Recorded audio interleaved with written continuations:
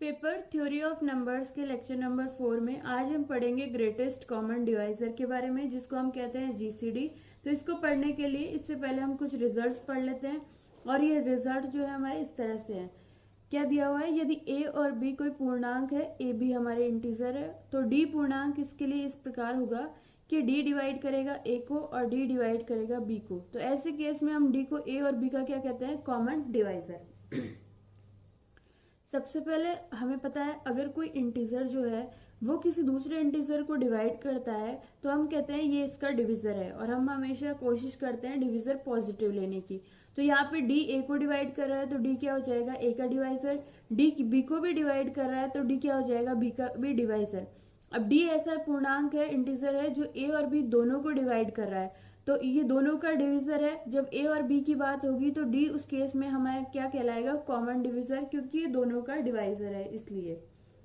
अगला रिजल्ट ये है कि वन जो है सभी पूर्णांकों का भाजक होता है, डिविजर होता है। वन जो होता है वो सभी इंटीजर्स को डिवाइड करता है, इसलिए हम कहते हैं वन जो है सभी इंटीजर्स का क्या होता है, डिविजर होता है।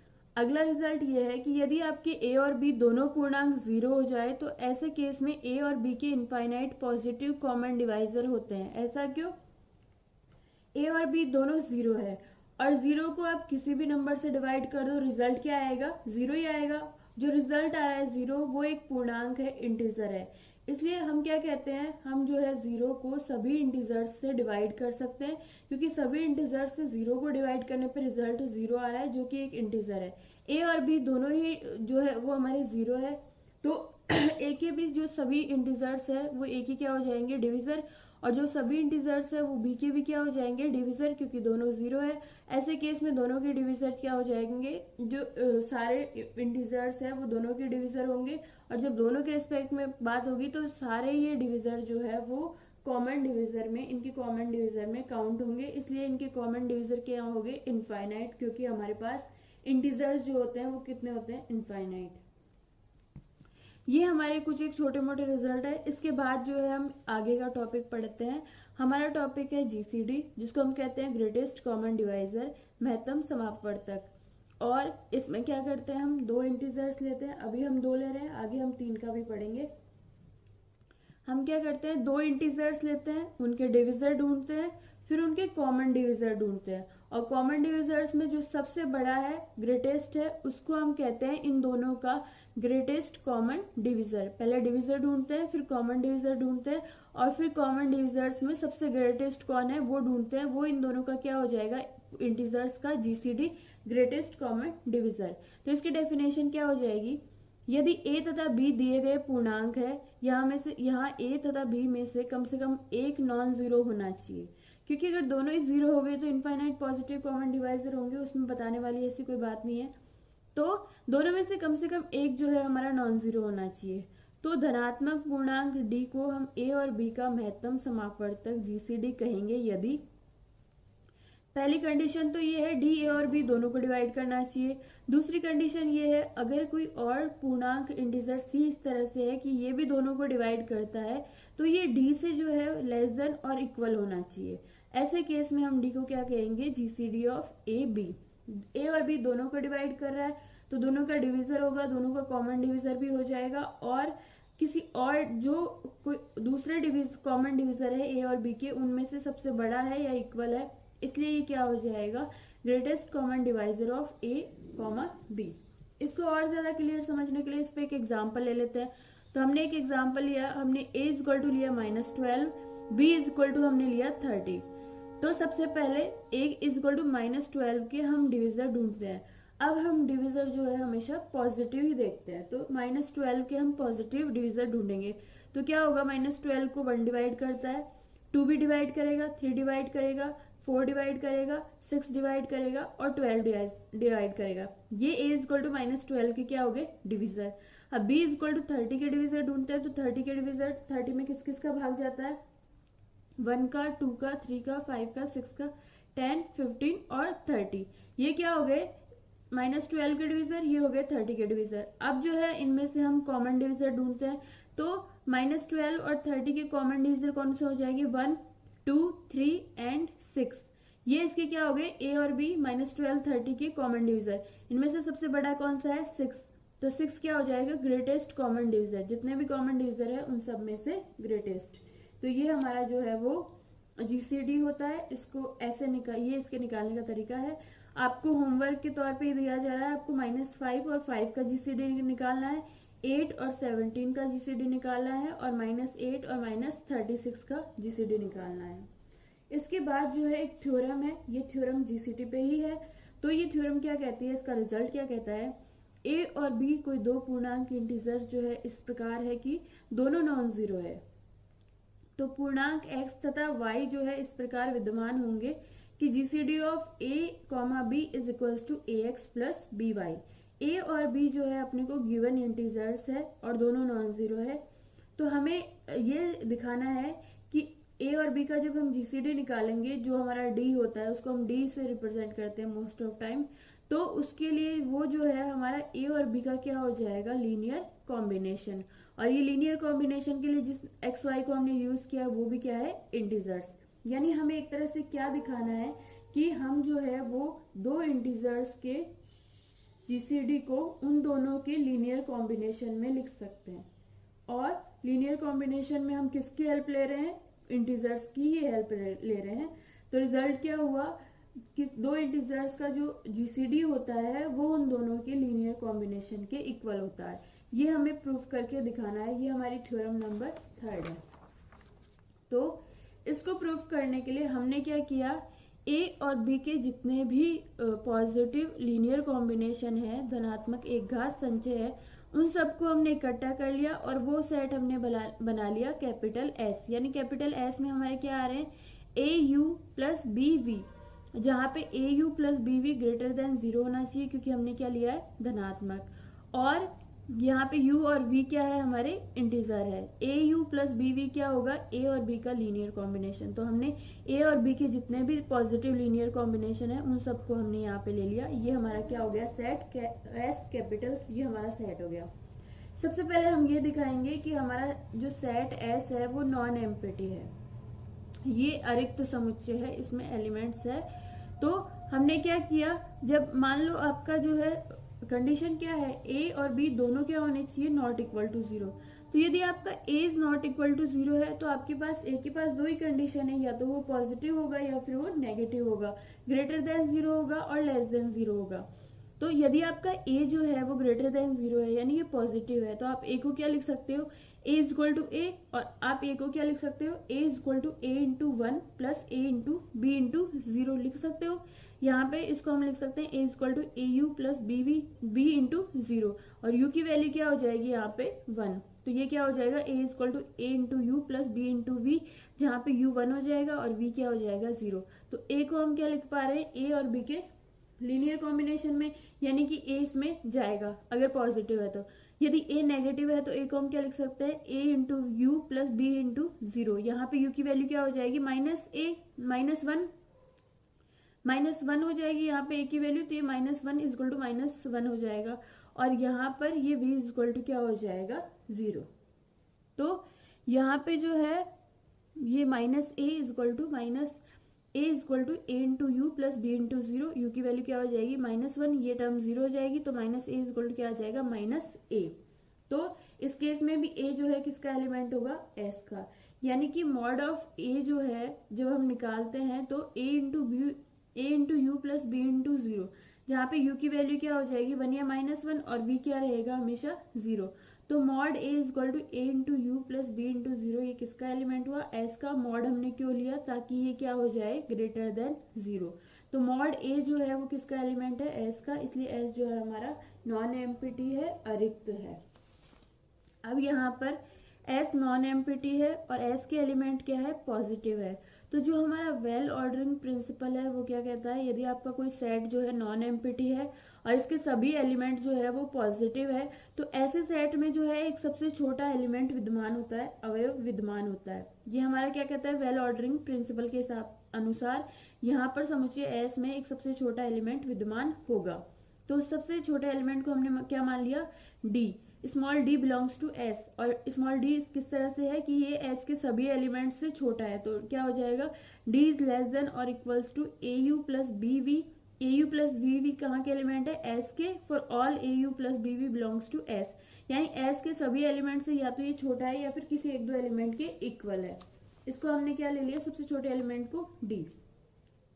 अब यहाँ पे दूसरा रिजल्ट क्या आता है, अगर डी एस का एलिमेंट है तो डी भी ए और बी का क्या हो जाएगा, लीनियर कॉम्बिनेशन। तो इसके D is equal to a और बी का लीनियर कॉम्बिनेशन बनाने के लिए हमने जो इंटीजर्स यूज किए उनको हमने एक्स वाई नाम दे दिया। तो डी इज इक्वल टू क्या हो जाएगा, ए एक्स प्लस बी वाई। और ऐसा हमने क्यों लिखा, क्योंकि डी किसका एलिमेंट है, एस का, और एस के एलिमेंट क्या है, ए और बी के लीनियर कॉम्बिनेशन है, ऐसा इसलिए हमने लिखा। तो यहाँ पे d is equal to a x plus b y आ गया, ये हमारा रिजल्ट हो गया। अब इसके बाद जो है हमने क्या दिखा दिया, d is equal to a x plus b y, ये हमने दिखा दिया एक तरह से। अब हमें क्या दिखाना है, d is equal to GCD of a b. D is equal to a x plus b y तो आ गया, डी को हमें क्या दिखाना है, ए और बी का जीसीडी दिखाना है। तो जीसीडी दिखाना है तो सबसे पहले ए और बी का डिविजर दिखाना होगा, उसके बाद कॉमन डिविजर्स दिखाना होगा, उसके बाद उसको कॉमन डिविजर्स में से सबसे बड़ा दिखाना होगा। तो यहाँ आगे जो हम स्टेप कर रहे हैं उसमें हम क्या दिखाना चाह रहे हैं, डी जो है ए और बी का जो है क्या है, डिविजर है। तो इसके लिए क्या करना पड़ेगा, डी को डी से डिवाइड करना पड़ेगा ए को। तो हमने डी से ए को डिवाइड किया तो डिवीजन एल्गोरिथम लगेगी, और डी से ए को डी से डिवाइड करने पे जो रिजल्ट आया उसको हमने क्या लिख दिया, q into d plus r. यहाँ पे क्यू क्या हो जाएगा, भागफल क्वोशंट, और आर क्या हो जाएगा, रिमाइंडर। क्योंकि अभी हम ये दावा नहीं कर रहे कि डी का ए में जो है वो पूरा पूरा भाग जा रहा है, वो उसका डिवीजर है, ये हम नहीं कह रहे। हमने ए को डिवाइड किया और डिवीजन एल्गोरिथम से क्या रिजल्ट आ गया, a is equal to q into d plus r. यहाँ पे आर के लिए क्या कंडीशन होती है, ये ग्रेटर और इक्वल 0 होता है, लेकिन लेस देन डी होता है, जिससे हम डिवाइड कर रहे हैं उससे लेस देन होता है। ये हमारा हो गया। यहाँ से अगर हम आर की वैल्यू निकालते हैं तो क्या आएगा, a minus q into d. D की वैल्यू इक्वेशन 1 से ला के रख देते हैं, तो ये क्या हो जाएगा, a minus q into a x plus b y. इसको सॉल्व करते हैं तो ए, यहाँ से a is equal to q into d plus r से जब हमने आर की वैल्यू निकाली तो ये हमारा आ गया a minus q into d. D की वैल्यू हम इक्वेशन 1 से ले जाके ला के यहाँ पे रखते हैं, तो ये क्या हो जाएगा, a minus q into a x plus b Y, क्योंकि डी इज इक्वल टू क्या है, ए एक्स प्लस बी वाई। इसको माइनस क्यू को अंदर मल्टीप्लाइड कर देते हैं तो ये क्या हो जाएगा, a minus q into a x minus q into b y. इन दोनों टर्म में से एक बाहर ले लेते हैं तो आर इज इक्वल टू क्या हो जाएगा, a into 1 minus q x plus b multiplied by minus q y. Minus q हमने इसलिए अंदर लिख दिया क्योंकि हम आर को जो है ए और बी का लीनियर कॉम्बिनेशन बनाना चाहते हैं। तो यहाँ पे क्या आएगा, इन दोनों के बीच में क्या आना चाहिए, प्लस आना चाहिए, इसलिए हमने क्या किया, r is equal to a into multiplied by this plus b into multiplied by this. यहाँ से क्या हो गया, आर ए और बी का लीनियर कॉम्बिनेशन है, और आर जो है हमारा क्या है, यदि आर जो है हमारा यहाँ पे बता रखा है ग्रेटर और इक्वल 0 है, तो यदि आर जो है ए और बी का लीनियर कॉम्बिनेशन यहाँ से प्रूफ हो गया, और यदि आर जो है ग्रेटर देन 0 है, तो दोनों कंडीशन लगाने के बाद आर किसका एलिमेंट हो जाएगा, एस का। यदि आर को हम ग्रेटर देन 0 लेते हैं तो ये आर क्या हो जाएगा, एस का एलिमेंट हो जाएगा। लेकिन आर जो है वो लेस देन डी है, और हमने क्या माना है, डी एस का सबसे छोटा एलिमेंट है। यदि आर एस का एलिमेंट हो गया तो डी फिर सबसे छोटा एलिमेंट नहीं रहेगा। इसका मतलब आर जो है वो ग्रेटर देन 0 नहीं है। इसका मतलब कंडीशन क्या हुई है, आर जो है लेस देन और इक्वल 0 हुआ, अगर वो ग्रेटर देन 0 नहीं है तो। लेकिन आर जो है लेस देन 0 नहीं हो सकता क्योंकि ये रिमाइंडर है, और रिमाइंडर कभी नेगेटिव नहीं होता। इसलिए अब आर के पास एक ही चॉइस बचती है कि वो क्या हो, 0 हो। तो यहाँ से हमारे पास रिजल्ट क्या आया, आर इज इक्वल टू 0। क्योंकि आर को अगर ग्रेटर देन 0 लेते हैं तो वो एस का एलिमेंट बन जाएगा, और एस का एलिमेंट वो आर डी से भी छोटा बन जाएगा। लेकिन हमने एस के सबसे छोटे एलिमेंट को डी लिया है, इसको नेगेटिव ले नहीं सकते क्योंकि रिमाइंडर है, तो इसके पास एक ही चॉइस बचती है, 0 हो जाए तो आर इज इक्वल टू 0 हो गया। तो यहाँ पर हमारे इस रिलेशन में जब आर इज इक्वल टू 0 हो गया तो ए इज इक्वल टू क्या हो गया, क्यू इंटू डी। यानी हम ए को जो है वो क्यू के मल्टीपल की फॉर्म में लिख पा रहे हैं। तो यहाँ पे रिजल्ट क्या आया, डी जो है वो ए को डिवाइड करेगा, क्योंकि ए को हम डी के मल्टीपल की फॉर्म में लिख पा रहे हैं, इसलिए डी जो है वो ए को डिवाइड करेगा। तो डी क्या हो गया, ए का डिविजर हो गया है यहाँ से। इसी प्रोसेस से हम दिखा सकते हैं डी बी को डिवाइड करता है, यानी डी जो है वो बी का डिविजर है। ये आप जो है कर लेना, इसी प्रोसेस से करना है अपने को। इसके बाद जो है डी ए को डिवाइड कर रहा है, डी बी को डिवाइड कर रहा है, तो डी जो है वो क्या हो गया, इन दोनों का कॉमन डिविजर हो गया। और यहाँ पर एक और रिजल्ट है, हमने जो डी ए को डिवाइड कर रहा है, डी बी को डिवाइड कर रहा है, यहाँ से क्या रिजल्ट आया, डी ए बी का कॉमन डिविजर है। लेकिन डी ए को डिवाइड कर रहा है और डी बी को डिवाइड कर रहा है, तो जो थ्योरम सेकंड में हमने पढ़ा था, ए डिवाइड करे बी को और ए डिवाइड करे सी को, तो ए जो है इन दोनों के लीनियर कॉम्बिनेशन को भी डिवाइड करता है, जहाँ पे एक्स वाई क्या है, कोई आर्बिट्रेरी इंटीजर्स है। तो यहाँ पे जब डी ए और बी को डिवाइड कर रहा है तो इनके लीनियर कॉम्बिनेशन को भी डिवाइड करेगा, और यहाँ पे इसके लीनियर कॉम्बिनेशन के लिए हमने जो पूर्णांक है वो एक्स और वाई ही ले लिए, क्योंकि आप यहाँ पे कोई भी पूर्णांक लो, इंटीजर लो, एक्स वाई की जगह कोई भी लो, डी हमेशा इन दोनों के लीनियर कॉम्बिनेशन को डिवाइड करेगा। तो d a x plus b y को भी डिवाइड करेगा इसके लीनियर कॉम्बिनेशन को, यानी डी जो है ए और बी का कॉमन डिविजर है, और डी जो है वो किसका एलिमेंट है, एस का। यहाँ तक हमारा जो है वो यहाँ तक हमारा जो है वो सिद्ध हो गया। यहाँ तक हमारे पास क्या रिजल्ट आ गया, डी ए बी का पॉजिटिव कॉमन डिविजर है। ये पॉजिटिव क्यों हुआ, क्योंकि ये एस का एलिमेंट है, और एस में जो है वो ग्रेटर देन 0 वाले एलिमेंट ही है। यहाँ पर डी ए बी का कॉमन डिविजर हो गया। अब हमें दिखाना है डी ए बी का ग्रेटेस्ट कॉमन डिविजर है, तो हमने कोई दूसरा कॉमन डिविजर लिया है इसका सी, ए और बी का। यहाँ पे हमने सी पूर्णांक इस प्रकार लिया है कि ए और बी का क्या है, पॉजिटिव कॉमन डिविजर है। तो पॉजिटिव कॉमन डिविजर है, इसका मतलब सी ए को डिवाइड करता है और सी बी को डिवाइड करता है। कॉमन डिविजर है तो दोनों को डिवाइड करेगा, और जब ये दोनों को डिवाइड कर रहा है तो इनके लीनियर कॉम्बिनेशन को भी डिवाइड करेगा। तो सी डिवाइड करेगा a x plus b y को, और a x plus b y is equal to क्या है, डी, यानी सी किसको डिवाइड करता है, डी को।